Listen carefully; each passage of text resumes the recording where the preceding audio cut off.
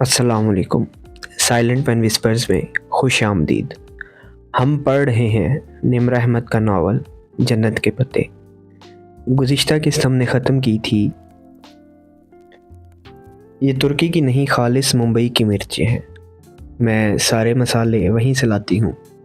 ओह नहीं, उसने बेख्तियार दिल पर हाथ रखा जबकि डीजे हंस हंस कर दोहरी हो रही थी। सर्दी का ज़ोर पहले से ज़रा टूटा था। इस सुबह भी सुनहरी धूप टाक्सम स्क्वायर पर बिखरी थी। मुजस्मा आज़ादी के गिर्द हर सू सोने के ज़र्रात चमक रहे थे। वो दोनों सुस्त रवि से सड़क के किनारे चल रही थीं जब डीजे ने पूछा, हया, ये टाक्सम नाम कितने मज़े का है? इसका मतलब क्या हुआ भला? मैं शहर की मेयर हूँ जो मुझे पता होगा। नहीं, वो मेरी गाइड बुक में लिखा था कि टाक्सम अरबी का लफ्ज़ है और इसके मायने शायद बांटने के हैं, क्योंकि यहाँ से नहरें निकलकर सारे शहर में बढ़ जाती थी। तुम्हें अरबी आती है इसलिए पूछ रही हूँ। अरबी में तो टाक्सम नाम का कोई लफ्ज़ नहीं है और अरबी में बांटने को तकसीम कहते हैं। वो एकदम रुकी और बेख्तियार सर पर हाथ मारा। ओह, टाक्सम यानी तकसीम। अगर गोरों की तरह मुंह टेढ़ा करके पढ़ो तो तकसीम टाक्सम या टॉक्सम बन जाता है। टॉक्सम, वाओ। वो दोनों इस बात पे खूब हंसती हुई आगे बढ़ने लगी। वो शॉपिंग के इरादे से आज इस्तकलाल स्ट्रीट की तरफ आई थीं। इस्तकलाल जदेसी स्ट्रीट टॉक्सम के करीब से निकलने वाली एक लंबी सी गली थी। वो अगली दोनों तरफ से कदीम आर्किटेक्चर वाली ऊंची ऊंची इमारतों से घिरी थी। गली बेहद लंबी थी। वहाँ इंसानों का एक रश हमेशा चलता दिखाई दे रहा होता था। बहुत से सामने की तरफ जा रहे होते और बहुत से आपकी तरफ आ रहे होते। हर शख्स अपनी धुन में तेज़ तेज़ कदम उठा रहा होता। गली के दरमियान एक पटरी बनी हुई थी जिस पर एक तारीखी सुर्ख रंग का छोटा सा ट्राम चलता था। वो पैदल इंसान की रफ्तार से दुगनी रफ्तार से चलता और गली के एक सिरे से दूसरे तक पहुंचा देता। इस गली को ख़त्म करने के लिए भी घंटा तो चाहिए था। वहाँ दोनों अतराफ में दुकानों के चमकते शीशे और ऊपर कुमकुमे लगे थे। बाज़ार, night clubs, restaurants, coffee shops, designer wear, गर्ज, हर किस्म की दुकानें वहाँ मौजूद थीं। चंद रोज़ पहले वो इधर आईं तो सिर्फ विंडो शॉपिंग में ही 2.5 घंटे गुजर गए और तब भी वो इस्तकलाल जदेसी के दरमियान पहुँची थीं। सो थक कर वापस हो लीं। हया, तुमने देखा इस्तकलाल स्ट्रीट जैसे मॉडर्न इलाके में भी हर थोड़ी दूर बाद प्रेयर हॉल ज़रूर हैं। बड़े नेक हैं भाई तुर्क। वो दोनों तंजिया हंसी और फिर मुतलाशी निगाहों से इधर उधर देखने लगी। इस्तकलाल स्ट्रीट आने का असल मकसद जिहान से मिलना था और वो सिर्फ इसलिए यहाँ आई थी कि बर्गर किंग जाए, और यहाँ से गुज़र रही थी तो सोचा कहकर इससे मुलाकात का बहाना ही ढूंढ लिया जाए। वो दोनों साथ साथ तेज़ रफ्तारी से चल रही थीं। वहाँ हवा तेज़ थी और हया के खुले बाल उड़ उड़ कर उसके चेहरे पर आ रहे थे। वो बार बार जैकेट की जेब से हाथ निकालती और इन्हें कानों के पीछे अड़सती। तभी उसने बर्गर किंग का बोर्ड देखा तो डीजे को बताए बिना रेस्टोरेंट के दरवाजे तक आई, और इससे पहले कि वो दरवाजे पे हाथ रखती, दरवाज़ा अंदर से खुला और कोई बाहर निकला। वो बेख्तियार इसकी तरफ हुई। वो जिहान था। वो इसे पहचान गई थी, मगर वो अकेला नहीं था। वो इसके सामने से आता, साथ से गुजर कर निकल गया तो वो पलट कर देखने लगी। डीजे ने उसे रुकते नहीं देखा था। वो अपनी धुन में दुकानों को देखती चलती गई और लोगों के रेले में आगे बह गई। हया यूं ही अपने घुटनों तक आते स्याह कोट की जेबों में हाथ डाले उसे देख रही थी। अब वो हवा के रुख पे खड़ी थी तो उसके बाल पीछे की तरफ उड़ने लगे। जिहान उससे दूर जा रहा था। उसके साथ एक दराज कद लड़की भी थी। कोट स्कर्ट में मलबूस, अपने सुर्ख बालों को ऊंचे जूड़े में बांधे वो लड़की नागवारी से हाथ हिला हिला कर कुछ कह रही थी। जिहान ने उसे नहीं देखा। उसे यकीन था। वो दौड़कर उनके पीछे गई। वो दोनों बहुत तेज़ चल रहे थे। इनकी रफ्तार से मिलने की सही में वो एशियाई लड़की हाँफने लगी थी। वह मुश्किल वो इनके ऐन अकब में पहुंच पाई। लड़की बुलंद आवाज़ में सर हिलाती कुछ कह रही थी। जिहान भी खासा झुंझलाया हुआ जवाबन बहस कर रहा था। वो तुर्क बोल रहे थे। یا کوئی دوسری زبان، وہ فیصلہ نہ کر پائی۔ شاید ترک نہیں تھی، وہ بہت لمبے لمبے فقرے بول رہے تھے، اور جتنی ترک حیا نے اب تک سنی تھی وہ ایسی نہیں تھی۔ ترک میں فقرے چھوٹے ہوتے تھے، بس فعل استعمال کیا اور اس کے آگے پیچھے سب کا لاحقے لگا لگا کر ایک بڑا لفظ بول دیا جو معنی میں کئی فقروں کے برابر ہوتا تھا۔ جہان، جہان! وہ شور و رش میں بمشکل اتنی آواز سے اسے پکار پائی کہ وہ سن سکے۔ اس کی تیسری پکار پر وہ رکا، لڑکی بھی ساتھ رکی، وہ دونوں ایک ساتھ پلٹے۔ جہان! اس کے ہونٹ جہان کو دیکھ کر ایک معصوم مسکراہٹ میں ڈھلنے لگے تھے۔ کیا مسئلہ ہے؟ اس نے سنجیدہ اکھڑے اکھڑے انداز میں ابرو اٹھائے۔ اس کے چہرے پہ اتنی سختی اور ناگواری تھی کہ حیا کے مسکراہٹ میں کھلتے لب بند ہو گئے۔ اس کا رنگ پھیکا پڑ گیا۔ میں حیا، وہ بے یقینی سے بنا پلک جھپکے اسے دیکھ رہی تھی۔ اسے شک گزرا کہ جہان نے اسے نہیں پہچانا۔ ہاں تو پھر؟ وہ بھویں سکیڑے بولا۔ وہ لڑکی کوٹ کی جیبوں میں ہاتھ ڈالے کھڑی ناپسندیدگی سے حیا کو دیکھ رہی تھی۔ پھر؟ حیا نے بے یقینی سے زیر لب دہرایا۔ وہ ششدر سی جہان کو دیکھ رہی تھی۔ کوئی کام ہے؟ کوئی کام ہے؟ وہ مشکل ضبط کر کے بولا۔ حیا نے دھیرے سے نفی میں سر ہلایا۔ اس میں بولنے کی سکت نہیں رہی تھی۔ تو میری شکل کیا دیکھ رہی ہو؟ جاؤ۔ وہ شانے جھٹک کر پلٹا۔ لڑکی بھی ایک اچھڑتی نگاہ اس پہ ڈال کر مڑ گئی۔ استقلال اسٹریٹ پر لوگوں کا ریلا آگے بڑھتا گیا۔ جہان سکندر اور اس لڑکی کے پیچھے بہت سے لوگ اس سمت میں جا رہے تھے۔ اتنی ہی دیر وہ ساکت کھڑی بہت سے سروں کی پشت کے درمیان ان دونوں کو دور جاتے دیکھتی رہی۔ اس کی پلکیں جھپکنا بھول گئی تھیں۔ ان دونوں کے سر ہجوم میں گم ہو رہے تھے۔ وہ دو نقطے بنتے جا رہے تھے، مدھم، دور، بہت دور۔ حیا، حیا! ڈی جے کہیں دور اتھل پتھل سی سانسوں کے درمیان چلا رہی تھی، مگر وہ سن نہیں رہی تھی۔ وہ اسی طرح بھیڑ کے درمیان پتھر ہوئی کھڑی اس سمت دیکھ رہی تھی۔ وہ بہت دور جا چکے تھے۔ ساکت پتلیوں میں اب درد ہونے لگا تھا۔ بالآخر بوجھ سے اس کی پلکیں گریں اور جھک کر اٹھی تو منظر بھیگ چکا تھا۔ اس نے پھر سے پلکیں جھپکائیں تو بھیگی آنکھوں سے قطرے رخسار پر گرنے لگے۔ سامنے کا منظر قدرے واضح ہوا، مگر لمحے بھر کی تاخیر سے اس کا تعاقب ہار گیا۔ وہ دونوں بھیڑ میں گم ہو گئے تھے۔ وہ اپنا منظر کھو چکی تھی۔ آنسو ٹپ ٹپ اس کی تھوڑی سے نیچے گردن پہ لڑکتے گئے۔ حیا، کدھر رہ گئی تھی تم؟ ڈی جے نے نڈھال سی آ کر اس کا شانہ جھنجھوڑا۔ اس کا سانس پھول چکا تھا۔ وہ ہانپ رہی تھی۔ میں کہیں بہت پیچھے رہ گئی ہوں ڈی جے، وہ اسی سمت دیکھتے ہوئے بڑبڑائی تھی۔ اس نے ایک ہاتھ سے اوون کا ڈھکن کھولا، دوسرے ہاتھ سے گرم ٹرے باہر نکالی۔ ٹرے پہ بھوری خستہ گرما گرم جنجر بریڈ تیار پڑی تھی۔ ادرک کی ہلکی سی خوشبو سارے کچن میں پھیلی تھی۔ وہ دوسرے ہاتھ سے جنجر بریڈ کو چیک کرتی سیدھی ہوئی اور ٹرے لا کر کاؤنٹر پر رکھی۔ وہ سفید ڈھیلی سی آدھے بازوؤں والی ٹی شرٹ اور کھلے سیاہ ٹراؤزر میں ملبوس تھی۔ بالوں کا ڈھیلا سا جوڑا گردن پہ پڑا تھا اور الجھی الجھی سی لیٹیں گالوں کو چھو رہی تھیں۔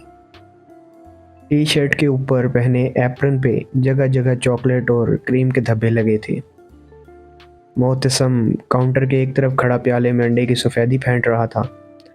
ڈی جی دوسری طرف کھڑی سجاوٹ کے لیے بنٹیز اور رنگ برنگے بینز کے پیکٹ کھول کھول کر پلیٹ میں انڈیل رہی تھی۔ ہر رنگ کے بینز، کینڈیز اور سرخ بینز کا ڈھیر لگ چکا تھا۔ آج حسین کی سالگرہ تھی۔ روایتی طریقے سے کیک بنانے کی بجائے حیا اس کے لیے جنجر بریڈ ہاؤس تیار کر رہی تھی۔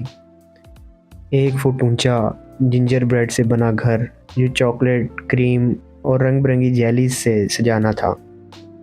وہ پچھلے 4 گھنٹے سے لگی ہوئی تھی اور اب بالآخر اس کی جنجر بریڈ 6 کے 6 بیک ہو چکے تھے، 4 دیواروں کے لیے اور 2 مخروطی چھت کے لیے۔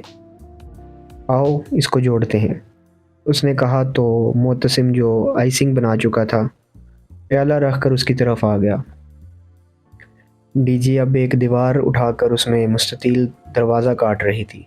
हया और मोहतसम ने एहतियात से दीवारें मुत्तसिल खड़ी की और इनके जॉइंट पर बतौर गम मखसूस सिरप लेप दिया और बहुत आहिस्ता से अपने हाथ हटाए। दीवारें सीधी खड़ी रहीं। सिरप ने इनको चिपका दिया था।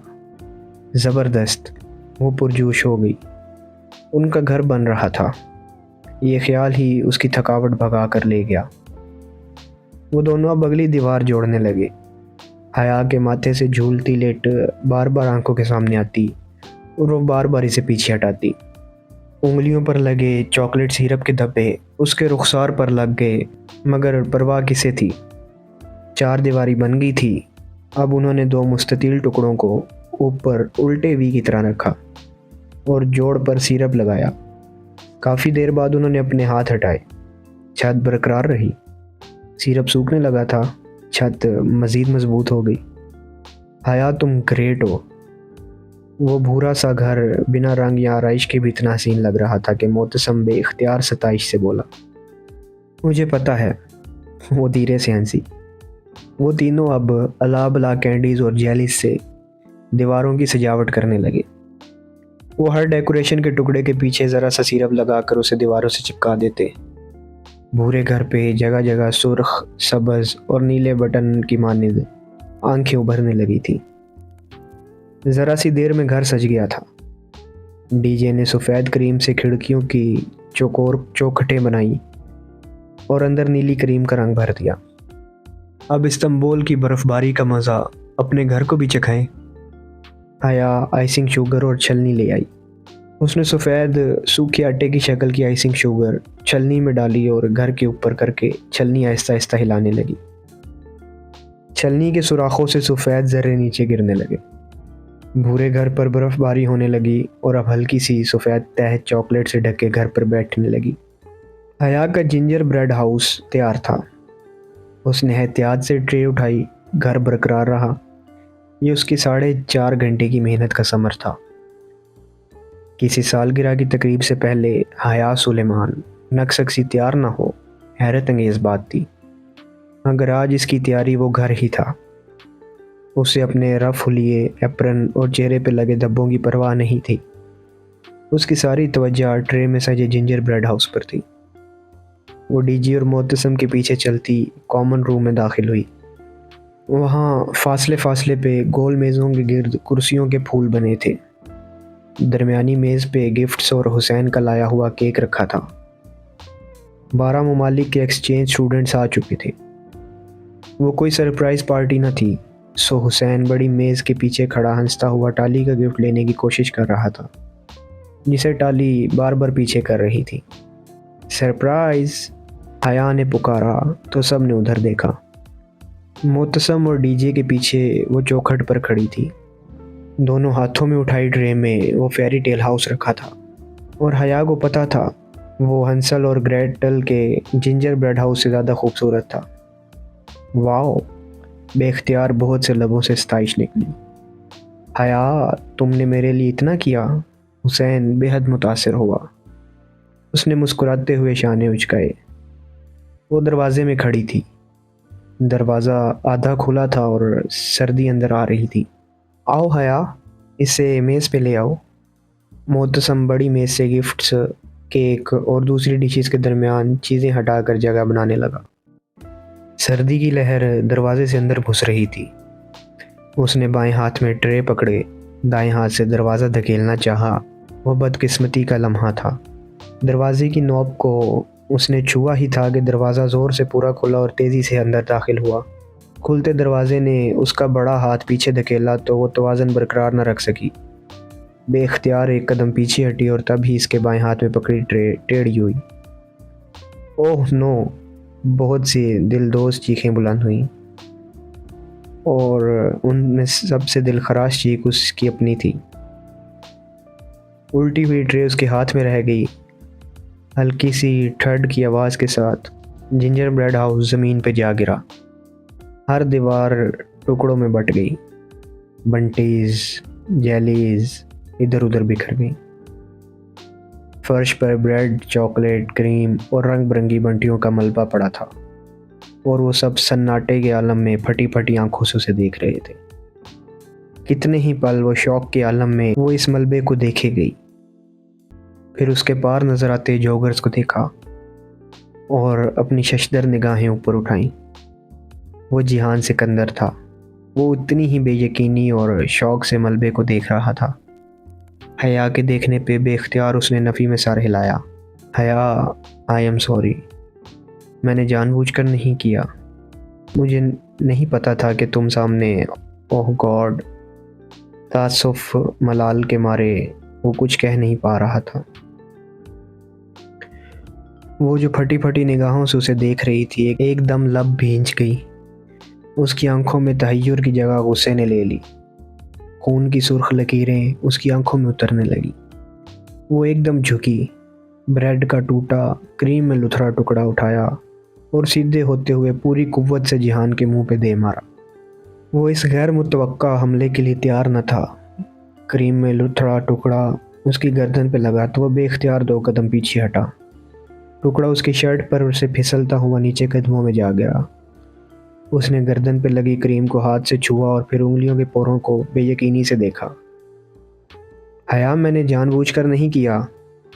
वो सुर्ख आंखों से लब भींचे जिहान को देख रही थी। उसने लब इतनी सख्ती से भींच रखे थे कि गर्दन की रगें उभरने लगी थी और कनपट्टी पे नीली लकीर नजर आ रही थी। वो बाहर चुप खड़ी गहरे गहरे सांस ले रही थी। हया, इट्स ओके। हुसैन परेशानी से आगे बढ़ा। डीजी और मोतसम भी इसके साथ थे। हया, मैंने वाकई नहीं देखा था तुम। Shut up, just shut up. वो इतनी ज़ोर से चिल्लाई कि आगे बढ़ता हुसैन वहीं रुक गया। चले जाओ तुम यहाँ से, कहीं भी चले जाओ, मगर मेरी ज़िंदगी से निकल जाओ। तुम मेरे लिए अजाब और दुख के अलावा कुछ भी नहीं लाए। निकल जाओ इस कमरे से, उसने उर्दू में चिल्ला कर कहा था। 12 ममालिक के एक्सचेंज स्टूडेंट्स में से उर्दू कोई नहीं समझता था सिवाय डीजे के, मगर वो तमाम मुतासिफ खड़े तलबा समझ गए थे कि वो क्या कह रही थी। हया, जिहान की आंखों में दुख उभरा। मेरा नाम भी मत लो। उसने गर्दन के गिर्द बंधे एप्रन की डोरी हाथ से नोची। एप्रन एक तरफ उतार कर फेंका और भागती हुई बाहर निकल गई। सीढ़ियों के ऊपर लगा बल्ब उसके आते ही जल उठा।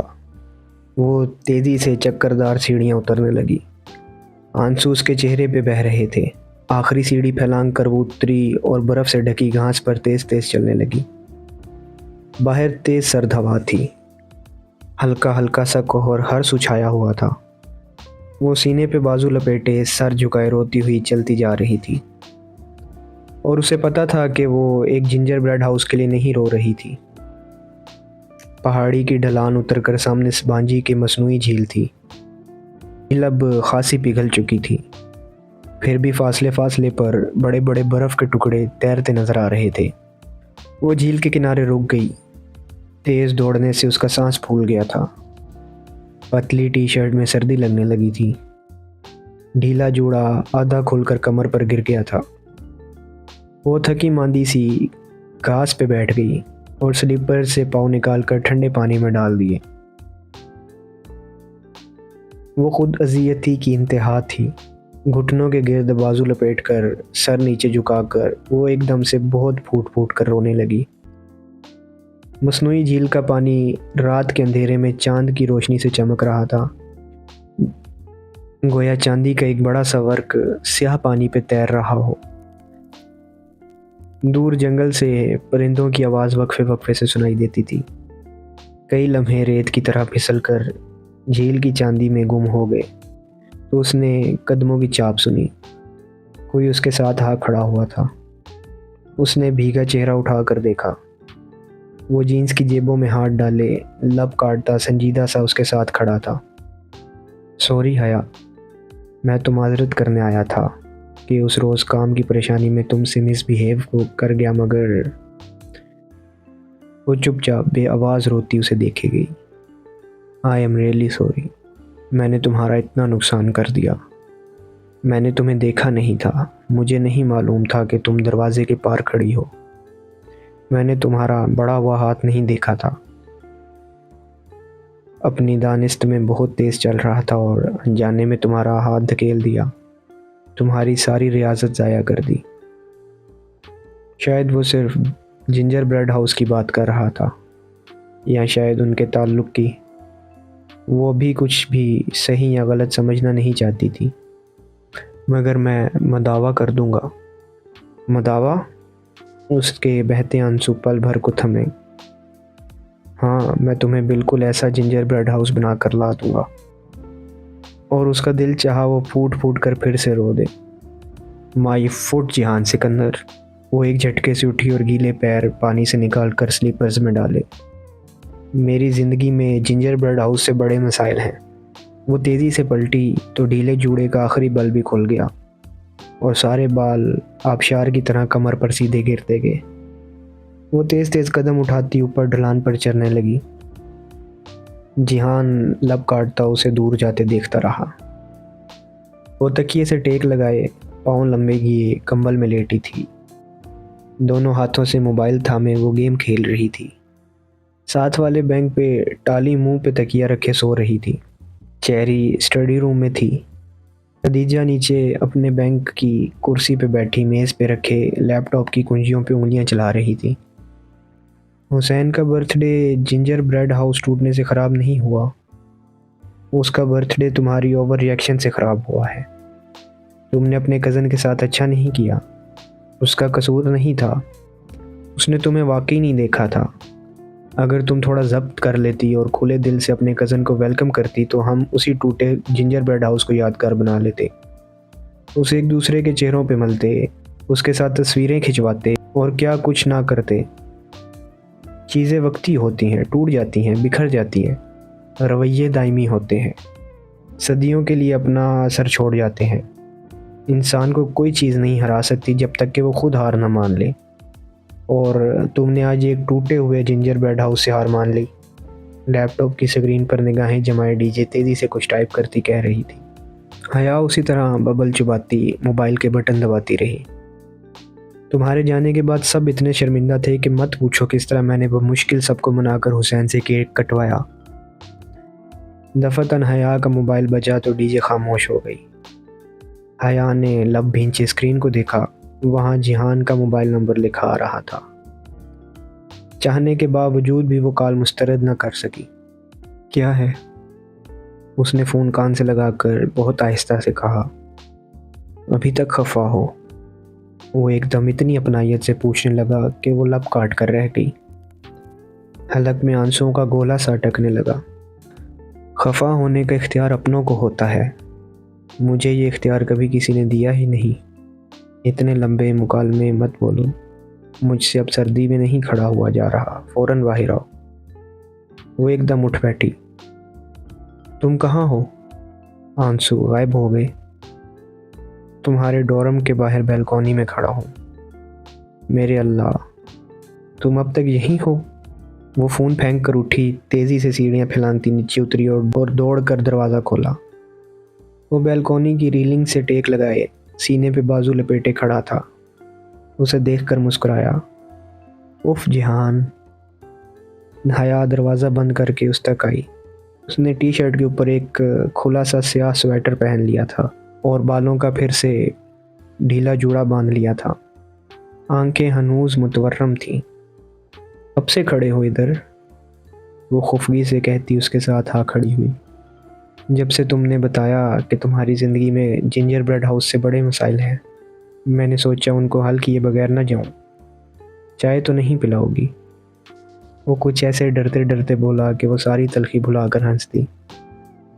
آؤ تمہیں ایپل ٹی پلاتی ہوں، تمہارے ترکی کی سوغات ہے، ورنہ پاکستان تو ہم نے کبھی سیب والی چائے نہیں پی تھی۔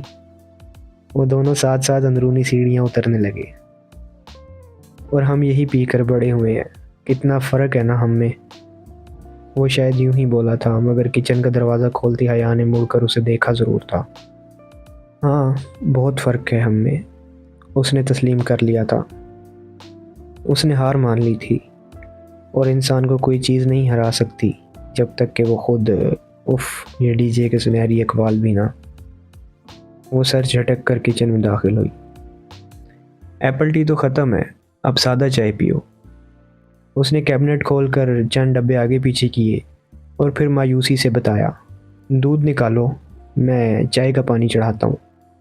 وہ آگے بڑھا، دیگچی ڈھونڈ ڈھانڈ کر نکالی، اس میں پانی اور پتی ڈال کر چولہے پر چڑھائی اور چولہا جلا دیا۔ وہ ایسا ہی تھا، فوراً سے کام کر دینے والا۔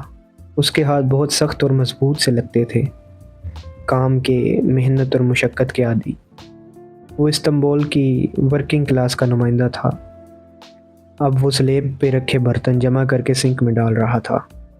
رہنے دو جہان، میں کر لوں گی۔ تم نے کرنے ہوتے تو اب تک کر چکی ہوتی۔ اب اس سے پہلے کہ پانی سوکھ جائے دودھ ڈال دو، بلکہ مجھے دو۔ اس نے پلیٹ دھوتے ہوئے دوسرے ہاتھ سے دودھ کا ڈبہ اٹھایا اور خود ہی دیگچی میں اڈیل دیا۔ وہ اسے دیکھ کر رہ گئی۔ وہ کھلے نل تلے پلیٹ کھنگال رہا تھا، جینز اور جوگرز پہنے، سویٹر کی آستینیں کوہنیوں تک موڑے۔ وہ ٹاکسم اسکوائر کے میٹرو میں موجود اس ایگزیکٹو سے قطعاً مختلف لگ رہا تھا جس سے چند ہفتے قبل حیا ملی تھی۔ حیا، حیا، ڈی جے حواس باختہ سے چلاتی ہوئی کچن میں داخل ہوئی۔ تمہارا فون مر جائے گا بج بج کر۔ اوہ السلام علیکم۔ جہان کو دیکھ کر وہ گڑبڑا گئی۔ وعلیکم السلام، جہان نے پلٹ کر جواب دیا۔ تمہارا فون۔ وہ حیا کو فون تھما کر واپس مڑ گئی۔ حیا نے موبائل پہ دیکھا، 5 مسڈ کالز، ترکی کا کوئی غیر شناسا نمبر۔ اسی وقت اس کا موبائل پھر بجنے لگا۔ اس نے اسکرین کو دیکھا، وہی ترکی کا نمبر۔ اس بار اس نے کال وصول کر لی۔ ہیلو۔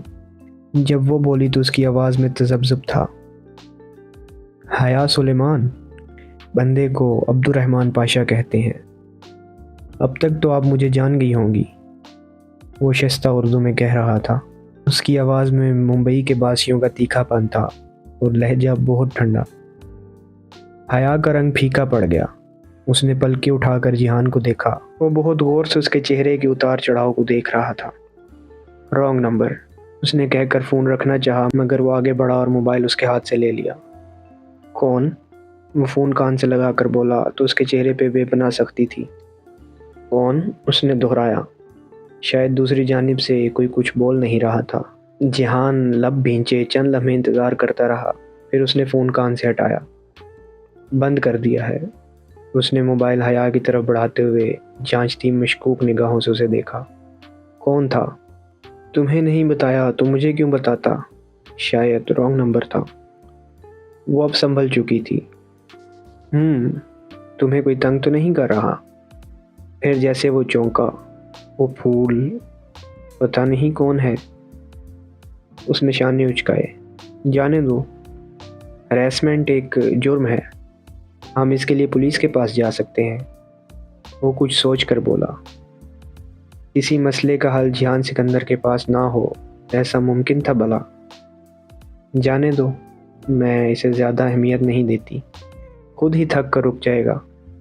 گویا کہ وہ مطمئن نہیں ہوا تھا، مگر سر ہلا کر پلٹ گیا اور نل پھر سے کھول دیا۔ حیا نے موبائل کو سائلنٹ پہ لگا کے جیب میں ڈال دیا۔ وہ اس نازک رشتے میں مزید بدگمانی کی متحمل نہیں تھی۔ چولہا کیوں بند کر دیا؟ ابھی پکنے دیتی، میں زیادہ کڑی ہوئی چائے پینے کا عادی ہوں۔ اسی پل چولہا بند ہوا تو وہ چونکا۔ میں نے نہیں بند کیا، یہ آٹومیٹک ہے، ہر 15 منٹ بعد 10 منٹ کے لیے بند ہو جاتا ہے، اب 10 منٹ بعد خود ہی جل اٹھے گا۔ یہ اچھا کام ہے۔ اسے جیسے کوفت ہوئی۔ پھر آخری برتن کھنگالتے ہوئے وہ بار بار چولہے کو سوچتی نظروں سے دیکھتا رہا۔ جب تک برتن دھل گئے تو ہاتھ دھو کر چولہے کی طرف آیا۔ برتن دھل گئے ہیں تمہارے، اب تمہاری زندگی کے اگلے مسئلے کو حل کرتے ہیں۔ اس کے بعد کون سا مسئلہ ہے وہ بھی بتاؤ۔ وہ چولہے کو پھر سے جلانے کی کوشش کرنے لگا۔ میری زندگی کے مسئلے ٹوٹے کیبنٹ یا ٹھنڈے چولہے کی طرح نہیں ہے جو تم حل کر لو۔ اچھی بھلی زندگی ہے تمہاری، کیا مسئلہ ہے تمہیں؟